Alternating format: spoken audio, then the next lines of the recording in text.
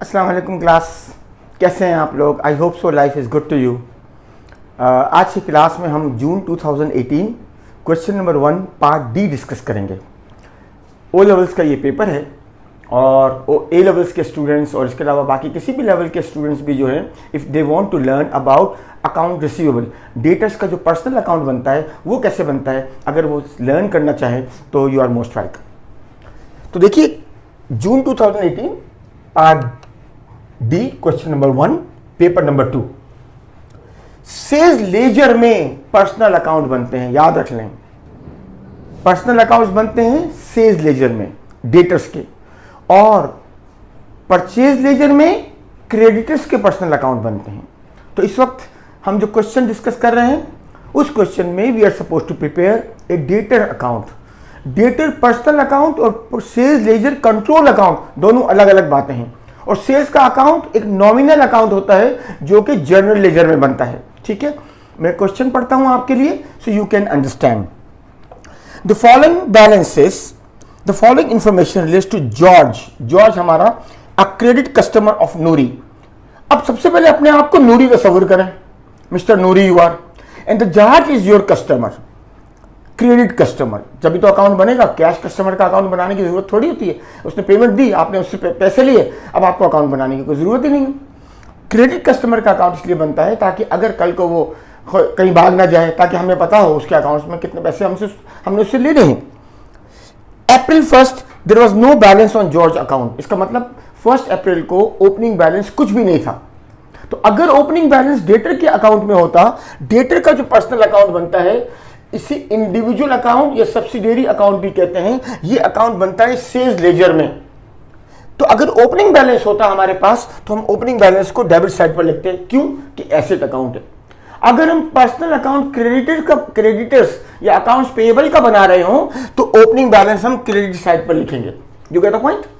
अच्छा, ये personal account debtor का है। फिर कहता है 10 April sold goods to George on credit 400।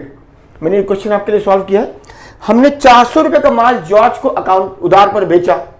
तो जब हमने उधार पर जॉर्ज को बेचा तो हमारा क्लेम जॉर्ज पर बढ़ा। So George is our credit customer. तो जब क्लेम बढ़ा तो डेटर बढ़ा, डेटर एसेट बढ़ा तो डेबिट। तो हमने जॉर्ज को डेबिट कर दिया। Reason is sales. क्यों उसको क्यों डेबिट किया? क्योंकि हमने इसको सेल्स भी की होगी। तो हम सेल्स का अकाउंट भी खोलेंगे जनरल लेजर में, लेकिन यहां सेल्स का अकाउंट उन्होंने नहीं मांगा।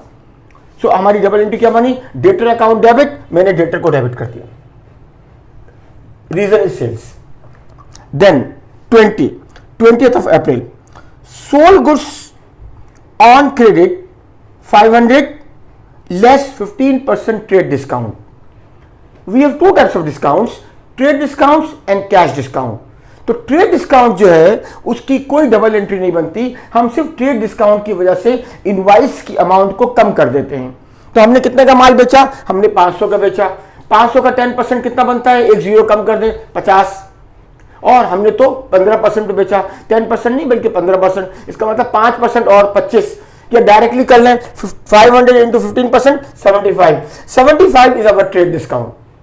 तो हम नेट इनवाइस जो बनाएंगे वो बनाएंगे 425 से 500 minus 75 425। 425 I need to write on the debit side of the debtor account. Reason is sales, वही डबल एंट्री, अकाउंट रिसीवेबल या debtor account debit, sales account credit.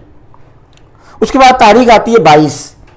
George return goods purchase on 20th April with a list price of 80। देखिए इस question, इस transaction में, this is called transactions, ये मैं सारी transactions पढ़ रहा हूं आपके लिए। इस ट्रांजेक्शन में उसने आपको क्या दे दिया? उसने आपको यह बता दिया कि जनाब अली इनवॉइस प्राइस कितनी है? 80। तो ये वो इनवॉइस प्राइस है जिसमें ट्रेड डिस्काउंट ऑलरेडी मौजूद है। तो हमने क्या किया? हमने 80 लिया, 18 का 15% निकाला तो बना 12। 80 माइनस 12 68। इसका मतलब जो एंट्री रिवर्स होगी, माल हमें वापस आ गया, सेल्स रिटर्न इनवर्स। तो जब माल वापस आएगा तो हमारा उस बंदे पे क्लेम विल गो डाउन, हमारा एसेट कम हो जाएगा। तो हम डबल एंट्री क्या बनाएंगे? हम डबल एंट्री बनाएंगे sale returns debit, sale return का अकाउंट खुलेगा जनरल लेजर में, और हम पर्सनल अकाउंट को क्रेडिट कर देंगे। हमने पर्सनल अकाउंट को 68 से क्रेडिट कर दिया। You get the point? उसके बाद यानी हमने कैलकुलेशन में इंपैक्ट दिखाया ट्रेड डिस्काउंट का, लेकिन हम टी अकाउंट में ट्रेड डिस्काउंट का इंपैक्ट नहीं दिखाएंगे, डबल एंट्री का पार्ट नहीं होता ट्रेड डिस्काउंट। उसके बाद 23 तारीख को ये कहता है कि George paid by cheque for the goods purchase on 10th of April। जो 10 अप्रैल को हमने खरीदी थी, जो 10 अप्रैल को हमने बेची थी, जॉर्ज ने हमको उस 10 हमने कितने की बेची थी, 400 रुपए का माल बेचा था। जॉर्ज ने आज 23 तारीख को हमें पेमेंट कर दी और ये लिखा हुआ है नूरी ऑफर्स पेमेंट 2.5% कैश डिस्काउंट। हमारा नाम नूरी है, हमने उसको 10% डिस्काउंट देने का, 2.5% डिस्काउंट का कहा। If payment is made within 28 days of sales, अगर हमें 28 दिन के अंदर पैसे मिल जाएंगे। तो हमने बेचा कब था, हमने बेचा था 10 तारीख को और पेमेंट कब कह रहा है, पेमेंट कह रहा है वो 23 को, तो ये 28 दिन के अंदर हो गया। इसका मतलब हमने उसको डिस्काउंट दिया। वो डिस्काउंट कितना दिया, 2.5% हमने उसको डिस्काउंट दिया। ये कैश डिस्काउंट है, ये डिस्काउंट अलाउड कहलाएगा। इसकी डबल एंट्री का इंपैक्ट दिखाएंगे। तो पहले हमने क्या किया, हमने लिया 400 रुपए का माल बेचा था, उसका 2.5% निकाला जो कि बना 10। 400 माइनस 10 इज इक्वल टू 390। 390 से हमारे पास पैसा आ गया। कैश बुक को हम डेबिट कर देंगे, कैश बुक में बैंक के कॉलम में जाकर हम 390 को डेबिट कर देंगे और पर्सनल अकाउंट को हम क्रेडिट कर देंगे 390 से। लेकिन उसका अकाउंट बंद तो नहीं हुआ इस स्पेसिफिक पॉइंट से, जो कि 400 की ट्रांजेक्शन थी। 10 अभी भी बाकी है, लेकिन वो 10 हमने उसको छोड़ दिए, कैश डिस्काउंट दे दिया। तो जब कैश डिस्काउंट दिया तो डबल एंट्री क्या बनी, डबल एंट्री बनी डिस्काउंट अलाउड डेबिट, और हमारे पास डेटर्स अकाउंट जो है उसको हमने क्रेडिट कर दिया। डिस्काउंट अलाउड को हम कैश बुक में रिकॉर्ड करेंगे, वो कैश बुक में डिस्काउंट का कॉलम होगा डेबिट साइड पर, वो रिकॉर्ड हो जाएगा। और कैश बुक को इसीलिए बुक ऑफ प्राइम एंट्री कहते हैं क्योंकि उसमें कैश बुक में हम डिस्काउंट को रिकॉर्ड करते हैं, एंटर करते हैं, लेकिन डिस्काउंट का account of the cash book बनता है। तो डबल एंट्री क्या बनेगी, डबल एंट्री बनेगी अकाउंट रिसीवेबल क्रेडिट हो गया, डिस्काउंट अलाउड क्रेडिट डेबिट होगा और जनरल लेजर में वो अकाउंट खुल जाएगा। हमने 10 ही रिकॉर्ड कर दिया। अब क्या करेंगे, अब करेंगे रूलिंग ऑफ, बैलेंसिंग लेंगे। तो ये कौन सा अकाउंट है, डेटर अकाउंट है, एसेट अकाउंट है। हम सबसे पहले टोटल लेंगे 400 प्लस 425 825। 825 में से 68 आपने देख लिया 68 कैसे आया, 80 into 15% 12, 80 minus 12 is equal to 68। 68 ये आ गया, 68 ये लिख दिया क्रेडिट पे। पेमेंट आ गई 390 की, डिस्काउंट हो गया 10 का। हमने 825 में से 68 390 और 10 माइनस कर दिए तो क्लोजिंग बैलेंस आ गया 357।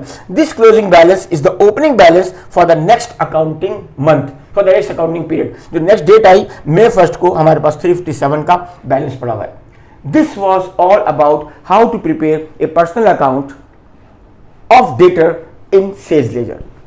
And this was the question number 1 of June 2018, paper number 2. ठीक है, thank you very much and अस्सलाम वालेकुम।